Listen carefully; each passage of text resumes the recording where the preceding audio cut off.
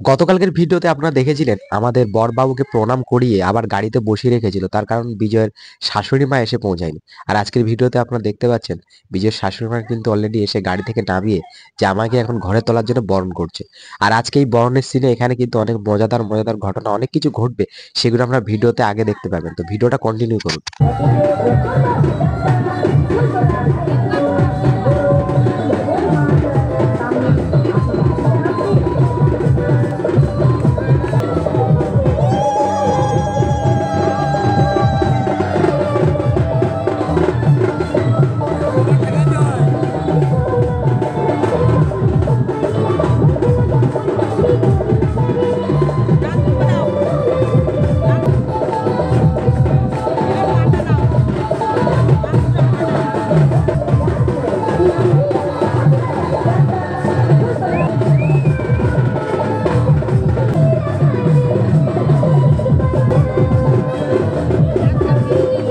এই যে বিজয়ের শাশুড়ি মা বিজয়কে আশীর্বাদ করছে, এটা কিন্তু একটা বিশাল কষ্টের মুহূর্ত।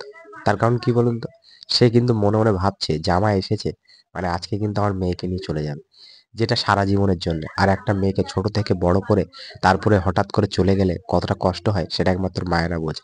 আর তাছাড়াও জামাই কেমন হবে, মেয়েকে ভালো রাখবে কিনা, সুখে থাকবে কিনা, সেই সমস্ত চিন্তা সবকিছু কিন্তু মাথায় ঘোরে। আমার একটা অভিজ্ঞতা থেকে যদি বলি, আমার তো বিয়ে হয়ে গেছে। আমি যেদিন বিয়ে করতে এসেছিলাম ঠিক এই মুহূর্তে এই যে আমাকে আমার শাশুড়ি ঠিক এইভাবে আশীর্বাদ করে এবং করার পর এই যে ঘুরে গেছে, বিজয়ের শাশুড়ি ঠিক এইভাবে ঘুরে যাওয়ার পরে মাথা ঘুরে অজ্ঞান হয়ে পড়ে যায়।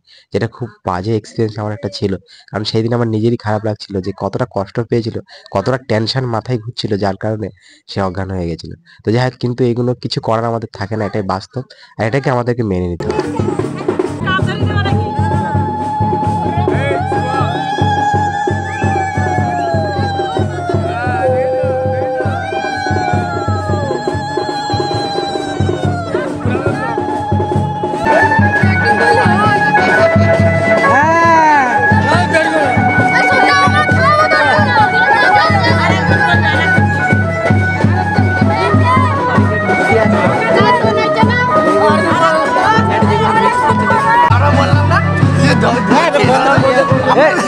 ঝাল ফাল ছিল, কিছু ছিল না তো।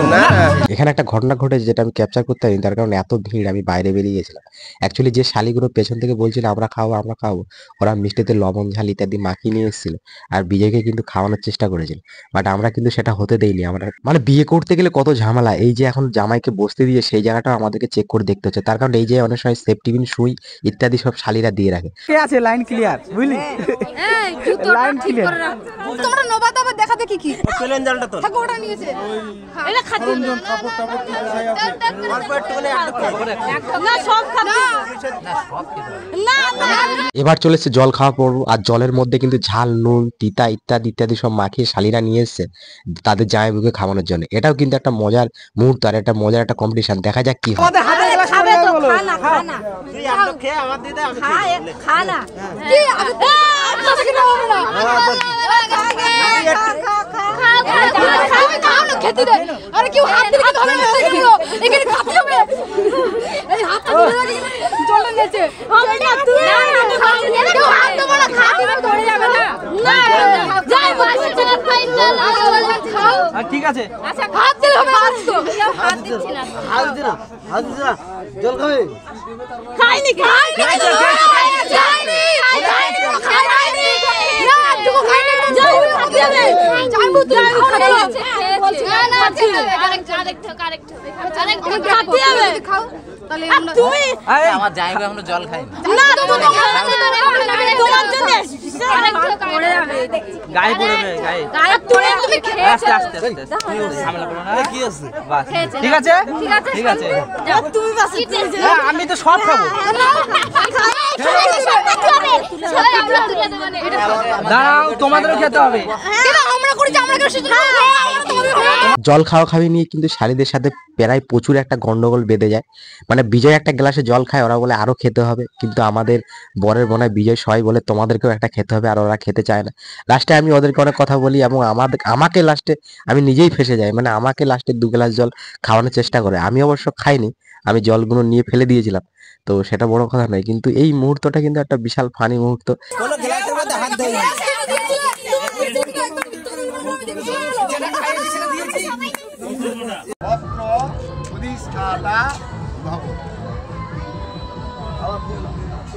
শালীদের সাথে অনেক গন্ডগোল, অনেক ঝামেলা, অনেক কিছু করার পর আমাদের বরবাবু কিন্তু ফাইনালি ছাদনা তলায় বসে গেছে।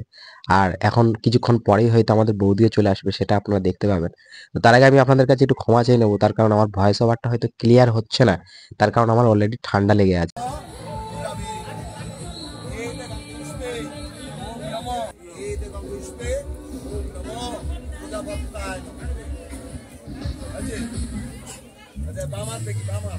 তুমি এখানে কি করছো?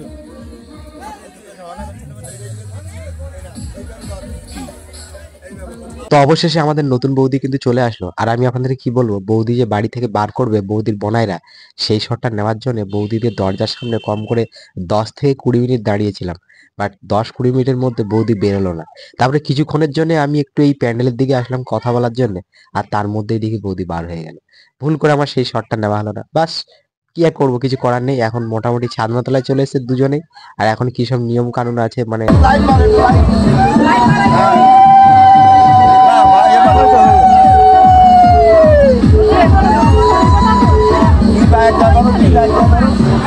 অন্ধকার জল দেবে, প্রণাম করো, প্রণাম করো।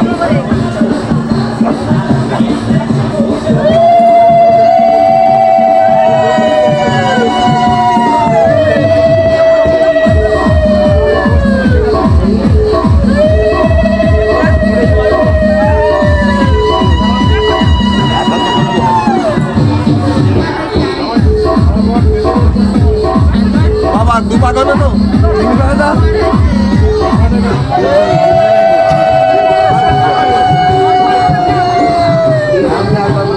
এখন হবে শুভ দৃষ্টি। আর এই শুভ দৃষ্টি কিন্তু কাউকে দেখতে দেয় না। বাট আমি একটু কি করেছিলাম, ওদের যে ওড়না ঢাকা দিয়েছিল সেই ওড়নার ভেতরে আমি কিন্তু ক্যামেরা ঢুকিয়ে দিয়েছিলাম। আর এর ভেতরে কি হয়েছে না হয়েছে সেটা আপনারাও দেখুন আর আমিও দেখি। সেই ঠিক লোক আছে কিনা, সেই লোক তো দেখো। এই জামাইটা দেখলাম না, ওদিকে সাইডে দেখলাম না, এদিকে দেখো। আমি দেখছি না। দেখেছো, দেখেছো কিরম আসবে। এটা কোন হাত বাম হাতে নাও, ভারতে ছুড়ে এই কপালে, হ্যাঁ কপালে ঠিক করে মারবা। চোখে টোকে মারলে হবে না কিন্তু, একদম কপালে এরকম জায়গায় ছুঁয়ে দিলে হবে না, ছুঁয়ে দিলি বিপদ। এখনো তো হয়নি দিয়ে ধরো, কোথায় দিলি দেখে দাও। আমি তো তোমাদের সঙ্গে এ করছি না, আমি ক্যামেরা দেখছি, একবার ডিসকোয়ালিফাইড হয়ে গেছি, ওদেরকে দেখাবো ওরা কি করেছে। মারতে পারিনি, ক্যামেরায় না দেখলে হবে। ওরাই দেখবে কপালে মারবা। চুলটা সামনে তুমি ছোট করা উচিত ছিল, ঠিক করতে পারতো। স্টাইল মারছি তো। হ্যাঁ হ্যাঁ, আচ্ছা মিস কল দেখেছিলে? পরে ক্যামেরায় দেখবো। দেখেছিলে? আমি বলে দেখিনি কিন্তু। দেখেছো? একটু দেখো দেখি। দেখেছে, দেখেও এ তার পুষ্প মারল, বড়ায় না বড়ের গলা দিয়ে দেবে ঠিকঠাক করে যাবে। ফলে সূত্রে না গন্ধিত মাল্য নানা পুষ্প সমন্বিত এ তার পুষ্প মল্ল বললাম, উঁচু করে আলতোভাবে দিয়ে দাও, টপর টপরে যেন এতে না থাকে। হ্যাঁ ঠিক সাইজ করে দাও। তোমরা আর আমি বলে দেবো বারবার, একবার দিতে পারি। নমস্তে, অত উঁচু করছে কেন? ওরে একটু সময় দাও। বলো নমস্তে প্রতিবল্লভী, নমস্তে রাধিকা কান্ত এ তো পুষ্পমাল্য বরায় বলো সূত্রে না দাদা, উঁচু করে দিয়ে দাও।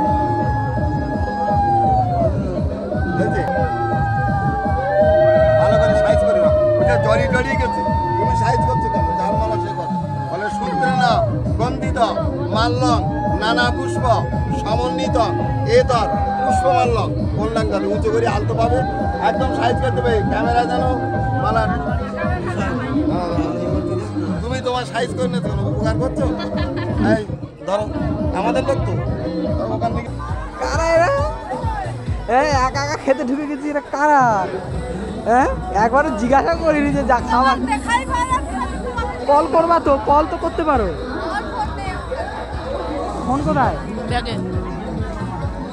আমি ওদিকে বিয়ের মণ্ডপে ভিডিও করতে ব্যস্ত, আর এদিকে এসে দেখি মৌমিতা, মেজ বৌদি এরা সব নিজে নিজে জার্সের মতো খেতে ঢুকে গেছে।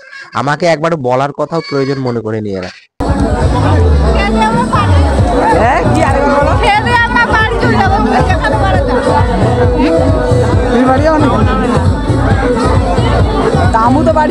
যাবো? না হ্যাঁ না কেন না কেন? বিয়ে শেষ হবে, তুমি বিয়ে দেখে খেয়ে তারপর যাবা, আমাদের খাওয়া হয়ে গেছে, আমরা বাড়ি যাবো। একটু নাচ হবে, খেয়ে নাও, নাচ করবো, ঠিক আছে? গিয়ে নাচ করবো তুমি আর আমি। মৌমিতাদের সাথে দেখা করে আমি আবার চলে আসি বিয়ের মণ্ডপে, কারণ এখানে বিয়ে পড়া হচ্ছে, আর বিয়ে পড়া শেষ না হওয়া পর্যন্ত আমি এখান থেকে বার হতে পারবো না। তার কারণ পুরোটা আমাকে ভিডিও ক্যাপচার করতে হবে, যেহেতু আমাকে দায়িত্ব দিয়েছে আর কি এই ভিডিওগুলো করার, তো দায়িত্ব তো পালন করতে হবে, প্লাস সাথে সাথে আমার ব্লগও শ্যুট করতে হবে। তো সব দিক থেকে ভেবে চিন্তে মোটামুটি আমাকে এখানে বিয়ে না হবে থাকতেই হবে।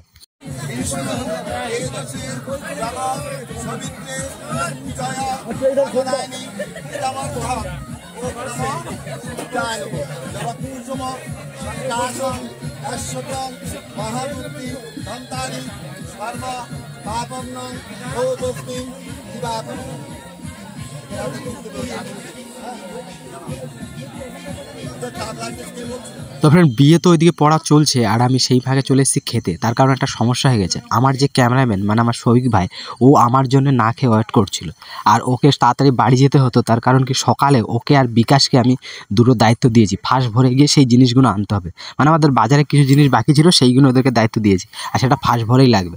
তো আমি দেখছি আমার জন্য বেচারা কষ্ট পাচ্ছে, তো যার জন্য আমি চলে আসলাম খেতে, আর খেয়ে নিলাম। অনেক ভিডিও শ্যুট করেছি, আরও সেই ভিডিওগুলো ক্লিপগুলো আপনাদের দেখাই। ফ্রেন্ড, আজকের ব্লগটা এখানে শেষ করছি, আবার আপনাদের সাথে দেখা হচ্ছে সকালের ভিডিও নিয়ে। সকালে মেয়ে বিদায় থেকে শুরু করে সব কিছু দেখতে পাবেন। তো বাই বাই আপাতত।